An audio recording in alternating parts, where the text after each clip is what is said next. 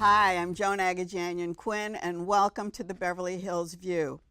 Our guest is award-winning pianist, educator, arts administrator, and entrepreneur Ory Shihor.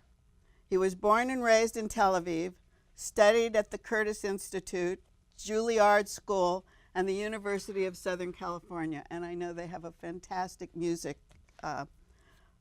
department there because I went to SC. So Ory is the founding dean of the Colburn Music Academy, where he continues to teach master classes. You were raised in Israel. That's right. Welcome. Thank you. And when did music come into your life? Music came into my life pretty early on. I was about 5 when I started playing the piano, but music was really prevalent in my home when I grew up. My mother was listening to music kind of nonstop. But they weren't musicians. Not musicians, no. So your first instrument was a piano? It was the piano, although my mother tried to persuade me to play violin, but that didn't work. You never did? That was the only No, instrument you played? I took one look at the violin and I'm like, no, that's not for me. I know, but you can carry the violin right. with you. You can't carry your piano. That is true. So what happens in a situation like that? You are at the mercy of whatever piano you get. So when you travel, you get different pianos. Yeah, you get different pianos. And sometimes it's a surprise, and sometimes it's not. Sometimes it's a bad surprise. But how do they differ? Well, oh my God, they can differ very widely. I know. Very widely. I mean, in good venues, in prestigious venues, you'll usually have a good pianos, and sometimes you're lucky enough and you can bring one with you. Can you bring one with you? I actually am for the Wallis performance. You're performing at the Wallis. You bring your own piano. I am. And what kind of piano? I'm a Bösendorfer artist, so it's a Bösendorfer. So they bring it. Yes. Do they take it apart? They take the legs off. They take the legs. They put it on its side, and it rolls right in. When you talk about the other pianos, do they make different sounds? Do they have keys missing? What happens? Well, no, they all have the same amount of keys for the most part. But no, I mean keys that don't work. Well, that has happened. Yeah. Has it? Oh, of course. Yeah. And things could happen during the performance. You can break strings. Keys can get stuck. Lots of things can happen. And what do? You just go on. You just act like a pro and deal with it. You just said you were an artist for Bösendorfer. That's correct, Bösendorfer, yes. And what does that mean? What does that mean? Well, what it means is that I perform on their pianos as much as possible. I believe in the brand. I love their pianos very much. Do they make a piano for you? They do not make particular pianos for particular people, but I have my favorite models, and I try to perform on Bösendorfers as much as I can. What are those models? Why are they different? Within the brand, you mean? Yeah. Well, they're different in size, mostly. And does that make a difference in the sound? It does make a big difference, yes. Really? Yes, because the strings are bigger. Not only the case is bigger, the strings are longer. And the action is slightly different, and you get and the way it resonates, the whole thing blends in a different way when you have. So it affects the audience. Piano. It affects you too. Yeah, absolutely. Hear it? Could we hear it? Oh, without a doubt, you'd be able to hear it. That's so Bösendorfer made in Vienna. Made in Vienna. And okay. where Schubert made his music. So nice. So it's a good duo, right? Because you're a Schubert person. It's an absolutely great duo. We were talking about your life in Israel. You're from Tel Aviv. Why did you come to Curtis and to Juilliard instead of going to Europe? That's a great question. I actually, when I was 15 years old, my teacher at the time told me, it's time for you to move on and experience other teaching, and I suggest you go study abroad. And many musicians from Israel end up going to study abroad. Not because there's not good education in Israel, but just because it's sort of the path that people follow. But you were young. You were a teenager. And when I was very young, and so I wrote a letter to a very famous pianist, Mitsuko Uchida, who's a wonderful, wonderful artist. Uchida? Yes. Yeah, and I wrote her a letter, and she replied, which was amazing. And I said, my question was, where should I go study, the United States or Europe? And she was educated in Germany. And she said, absolutely, Europe. And I did not listen to her. Oh, so you got her advice and then didn't Yes, go. exactly. Well, then who sent you to Curtis? My teacher suggested that I go to Curtis, and I went to audition, and sort of miraculously I got on. Oh, so you auditioned? auditioned. Amazing, yeah. You have to audition. It's a very difficult school to get in. So I think they accept about 5%. I think it's the toughest school to get in any field, even tougher than Harvard, believe it or not. So. And then So it who was were your amazing. teachers there? I studied with a Cuban pianist by the name of Jorge Bolet. Oh, yeah. Had you known him before? I did not know him. He smoked cigars constantly during the lessons. I wonder why. Yes, and Did cigarettes. he bring them with him? He must have. Or he knew how to roll his own, right? Probably. It was a very, very dense room full of smoke. Really? Not see him. And like, what did you say, Mr. Bolet? I can't see you. No, it was a great experience. That's really great. And what did they teach? What were you learning? Were you just learning music? Well, or was it a when full course? It was a full course. But when you study with a master like Bolet, just watching him show you what he does at the piano and hear him is great education. So did he play for you too? All the time. Yeah, all And the so how time. many classes a week did you take with him? He was concertizing constantly. So he was gone? He was at the height of his career. His career developed rather late in his life, and this is in the 80s, and he was a big star. And he had left Cuba and was teaching here. He left Cuba years before, and he was living in California. But he would fly into Curtis and to Philadelphia and teach, and then fly to wherever he was performing. When you have a teacher like that and you talk about how inspiring he was, does he become a mentor? Do you call him after you leave school, or how does that work? You know, the sad part about that is that he wasn't really the mentor that I was craving for. I really wanted a mentor and I needed one. But he was too busy, and I think teaching was not the main part of his life. It was I don't believe it was his main passion. It was performing, but of course he was an outstanding teacher as well. But do you feel like that when you're teaching? Because you teach at the Colburn School. I do, yes. No, I feel very passionate about teaching. Teaching is a central part of my life. And about mentoring, And about mentoring, absolutely. And what do they call on you to do when you're mentoring? Or what do you think you have to give to the Good student? question. I think you have to inspire them to become better people and better musicians. It's not just about the playing. It's really interesting. A person, a whole person. Absolutely. I think it goes hand in hand. And I don't think you can develop or nurture a talent in any field without really making them aware that what the kind of person they are, and is the kind of person they will be on the stage. It's very transparent. It's really interesting too, because you wouldn't think that. You think that they would come out formally, play, do their thing, and then go back and be whoever they are. It's for me, it's holistic. It's the entire thing. We're talking about your teaching, and I know you teach at the Colburn School, and you were a co-founder or a founder there. How did that come about? Did you know Mr. Colburn?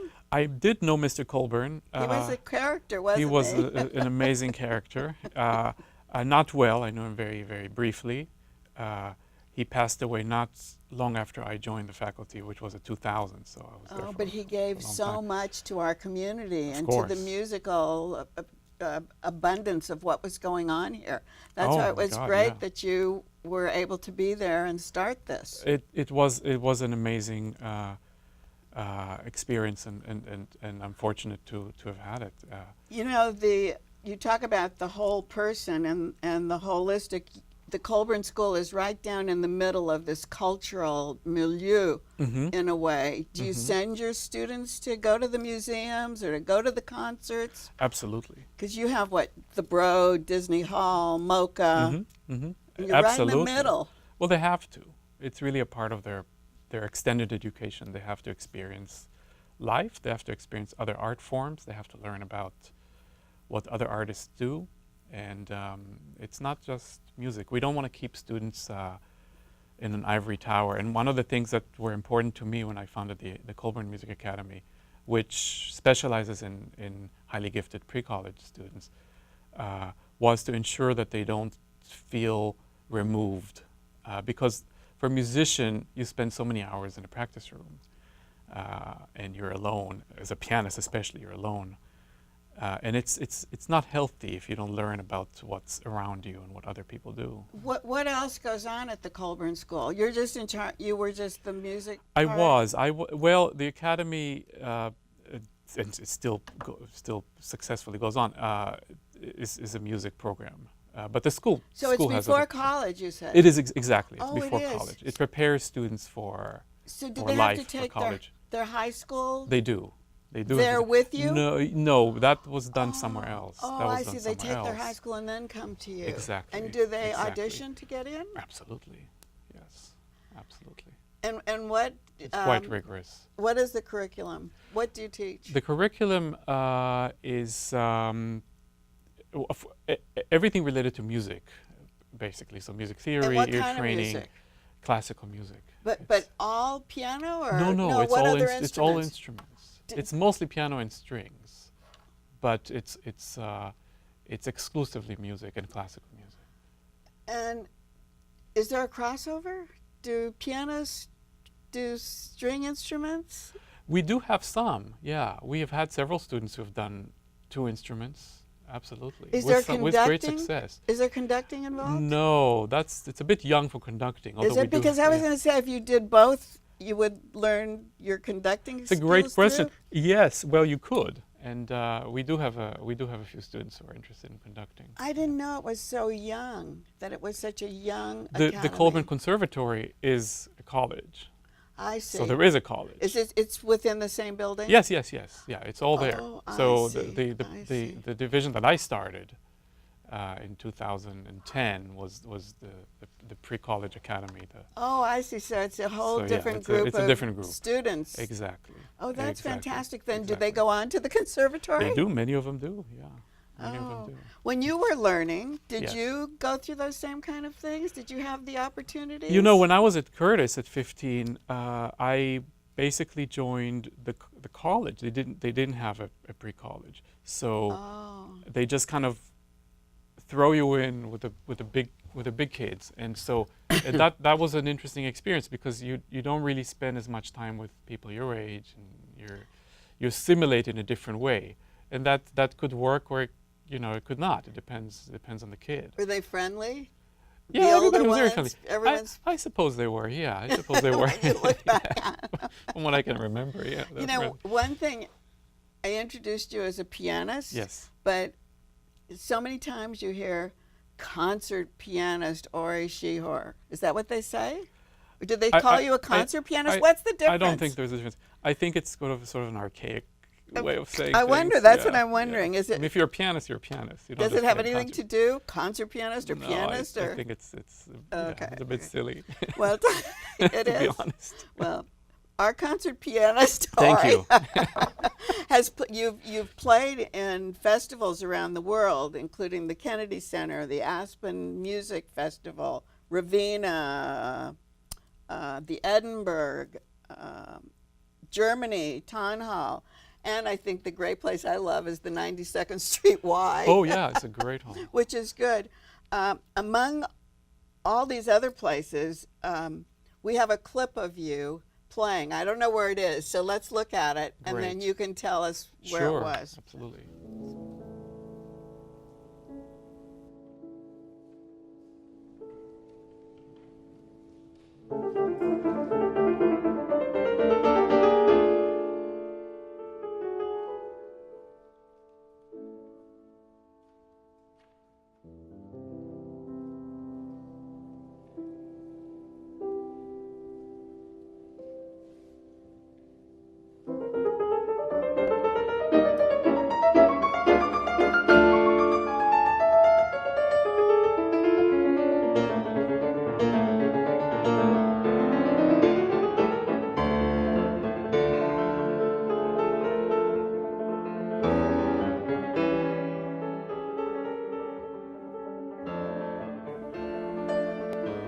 I love that. Thank Beethoven. you. Thank you. Yes. So where was that venue? This was in Zipper Hall at Colburn.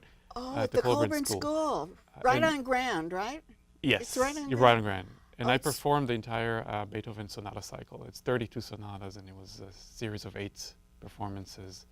Wow. So you It's went quite through an one all the ordeal. way through? Yeah, Oh, it's a beautiful. huge undertaking. But It's such a great hall. I love the It's a way it wonderful hall. looks. And what about the acoustics? it's fantastic. Are they? Oh yeah, absolutely. So you played all these, and you said that you interpreted Beethoven. Yes. How do you interpret Beethoven? And do all musicians interpret these great composers? I think that most pianists tackle Beethoven at a certain point. It's sort of like we have 2 Bibles. We've got the Bach. Bach wrote a set of preludes and fugues. It's called the Well-Tempered Clavier. He wrote it. He wrote 48 of them. It's amazing. And so all pianists play some of those, and people also play the Beethoven sonata. So we've got these 2 volumes of biblical music. Why is it? Why is it? Is it like so organic or so? It sort of encompasses everything we do. Oh, it surpasses or it it's just underlies? both, I think. Both. It's such important music for our repertoire, and it's almost hard to find a piano recital in the world without a Beethoven piece on it. And right? why is it so? I noticed that your hands were moving in different ways, and because I guess it covers everything, right? because Beethoven was such a monumental composer, and he's sort of one of our gods, you know. So you interpret it to make it your own. If 10 people play it, they all play it It different will ways. all be different, completely. And how do you do different. that? And how do we know that it's different? When you listen to the subtleties, when you listen carefully, everybody's got a different pulse, different heartbeat, different chemistry, they hear things differently, they think different thoughts, and it all translates into a different kind of playing. And even the same pianist can't play the same way Oh, twice. even if you play it the same way? Oh, You can't really? nothing could be I identical, because it's very organic. It's very organic music. So what do you think Beethoven would say with all these interpretations? He'd go crazy. He'd go crazy. I think he'll be very happy. I think he'll be very flattered that people still play his music.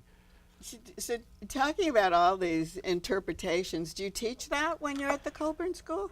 I teach it everywhere I teach. At Oh, you Colburn. teach other places I too? also have my own school that I've launched as Oh, well. really? Yes. So you teach one-on-one? I do. Yes. And yes. where do the students come from, say, at the academy where you have students and your own? Both internationally. So the interesting thing about the venture that I started a couple of years ago is that I don't only teach people in private, I also teach people online, and I really believe in finding new ways of reaching as many people as I can, and people that can't actually be here physically. So of course some students move here and work with me. So they do it online. They do Skype, or they do? It's not Skype. It's a lot better. So technology has moved on from Skype. Sorry. It's okay. It's very advanced technology, and it really feels like you're in the same Really? place with a student, and Oh. it keeps getting better and better. So we're exploring newer and newer possibilities. So with your reaching students, what kind of success rate do you have? We've got amazing success rate. And how do we judge that? Well, in several ways, but one, the schools that they aim to get into and end up Oh, getting I into, see. Juilliard Curtis, I see. New England Conservatory, Colburn, etc., and winning prizes. Oh, I see. So that's all part of the success rate on It's one way of teaching. measuring Yeah, it, but I see. really believe that as they progress as people, as they progress as musicians, that's really the goal, to grow. And talking about this, because you know so much about it, you've judged a lot of competitions. I have, yes, yeah. And when you go on stage, you're being judged as well, right? By the audience, by a critic. I suppose so. I don't think about it that way. I think that people, and I tell my students when they enter competitions, do not think that you're being judged. Oh, that's interesting. You're yeah. going to perform, and some people like it, and some people won't like it. But the most important thing is that you learn from the experience, enjoy the experience. And then how do you teach them not to be nervous? By telling them they're not going to be judged, probably. by telling them to breathe, Mm. to know how to breathe, and to know how to soak in the environment and be at the moment and not think too much ahead. And also, as far as rehearsing and practicing, do you tell them how much to practice? Of course. And how much do they have to practice? But don't forget, they're so They're passionate. young or they're passionate? They're so passionate, but they do so. Seldom do I have to tell them to work harder. They work hard. I actually sometimes have to tell them don't work so hard because they overwork. Is that right? Yeah. So you want to tell them, no, do something fun. You know, go to the movies, go to the mall, Oh, go to really? Disneyland, because they're high achievers. So You're performing at the Wallis Annenberg Center for the performing. yes. Performing. They took arts off, I guess. Wallis really? Annenberg Center Wow. for the performing, I Really? think. But it's here in Beverly Hills. It's just up the street here. And you're presenting a world premiere of Last Thoughts, Yes. Schubert's last works? Yes. Last Yes. Thoughts. Last thoughts. Yes. So what does that mean, Last Thoughts? Because this is all music that Schubert wrote right before he died, I see. in the last few months of his life. Oh, really? The last few months, even? Yes. So it's very specific music to that time in his life. Let's say it's first of all, Schubert is one of my favorite composers, so I've always been drawn to him. But there's something really amazing about the last works that he wrote for piano. They're very spiritual. Some of them are mourning. How could you tell? By listening and by experiencing them and by playing them. And just But these are the last ones, and you said he Yeah. was one of your favorites. Yeah. What were the other? Why were you drawn to him in the first place? because there's something about Schubert that I think, first of all, he's sort of a segue to Romanticism. So Beethoven was known as a classicist, Was more- almost on the romantic side, starting to approach Romanticism. But Schubert is sort of the gateway. He's sort of He's like on the cusp. He is. He really is. The And romantic. so he's sort of in between. So that is something very attractive about his music. And his music is very honest. It's very poetic. He's got beautiful melodies. He's experimental. He's done a lot of interesting things with harmonies, with the way he writes for piano. So his music to me is very magical. So those are things that we should look for. I'm going to play a clip that you'll be playing, I think, at the Wallis. I'm Right. not sure. Okay, Yes, we'll yes. see it right Great. now.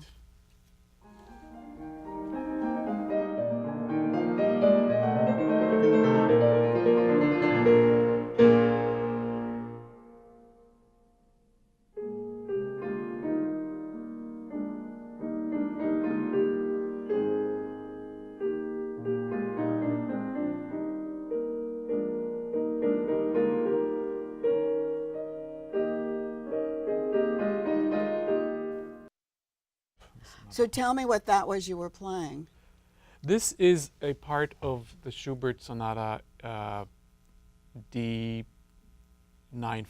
in C minor. And you're playing two of his three Yes. sonatas. Well, two of his three last sonatas. Oh, the last ones, that's it, Exactly, right. Okay. Exactly, and a few other works from the same period that are shorter. But what's a sonata? Sonata is basically a piece for several movements, with several parts, for piano or other instruments, and basically it follows a certain scheme. That's what I wondered. So there is a theme, and there's a second theme, and there's a transition. And it's sort of like a play. There's a character, and there's another character, and they have a big fight, and then they make up. And it's a story. It's a story in music. And so you're telling that story as you're playing. I'm telling it through. Schubert is telling it through me. Right. Okay. So what's your approach to the show? Because I think we're all going to go see it. Fantastic. Everyone in Beverly Hills. Awesome. We love It's it almost there. sold out. I know. It's great. So what's your approach? Because it's going to be written. The text is yes. I'm speaking, so I'm making my debut as a speaker pianist. Oh, good. You did it here first. Right. Oh, that is your debut? Well, essentially, it's a new type of a piano concert. Hirschfelder, who I'm sure you know, is an incredible actor, pianist, writer. He wrote the text, and the text tells a story about Schubert's last year, and it's kind of weaved through the concert, and I think it really adds. Do to the you performance. add to that? Do you tell your story like it's some of your own words, or do you help Hershey develop it? No, this is all Hershey. Then how do you remember all of that? Well, I'm going to use You're a not an script. actor, I'm going to use are a you? script for some of it because it's pretty fresh. Yeah. It's fresh off the press, but I will make it my own. I'll tell the story. So will you be standing, sitting? How are you Some going to I'll do be it? walking around. I'll be Will sitting. you? I'll be standing. This is like a one-person show, then. It in is. a way, It it's is different. in a way. I'm more of a. I would say I'm more of a speaker than an actor. But I think that you have to get into a certain character to do this kind of thing. And I think it's very interesting for an audience to get a glimpse into something else. I love it when you go to a concert and the conductor will tell you a little bit about the music first. Exactly. I mean, exactly. I think it warms the audience. I think the fact that music is storytelling, but when you actually add words to the show, to the Right. performance, and actually tell people what they're hearing, and a little bit about the background of the composer, a little bit about things in His his life, life. I think it's fascinating, and I think it really adds. I do too, I really do. And before we go, I know you talked about how close you felt to Franz Schubert, and when I was reading about it, it said that he was a miraculous composer. And I think you've told us a little bit, but what is the miraculous part of this? Well, I think it's the fact that he was sort of the John Lennon of the 19th century. Oh, he was what? Oh, he was? He was, well, I mean, in my opinion. But he I was- mean, that's as what a- As a songwriter. He was an incredible songwriter. He wrote 600 songs for voice, for Is female that voice right, and male for voice. singing? Yes, for piano and voice. And he's got endless melodies. They're just coming out of him. You know, if you hear Beethoven closely, he's not a melodist. He's a very catchy composer. He's about rhythm. He's about texture. Of course, melodies too. But And repeating some of them, I think. of You course, hear a lot of yes, of repeats. course. But when you think of da da da da, that's Yeah, not a exactly. great melody. It's but it's incredibly powerful. But you remember it. But you remember it. And Right. with Schubert, he's a melodist. It's all about the beauty of The melodies. movement, because that's all I think about with Schubert is movement. And Exactly. It's the contrasting melodies and silences, and it's very rich music. But for me, he was the one composer who transcended life almost. I mean, he's just So the then- imagination is incredible. the miracle of Franz Schubert. And we're Yes. going to see it at the Wallis Performing Arts Center where it's on Santa Monica in our old library building that we love so much. beautiful Not the building. library, the post office building. It should have been a library. It's so fabulous over there. And for all of your insights, Ory, thank you so much for being Thank with you. us. Thank you. Thank It was a you. And pleasure. thank Thank you. you for watching the Beverly Hills View. I'm Joan Agajanian Quinn, and we had pianist Ory Shihor as our guest today. See you next time.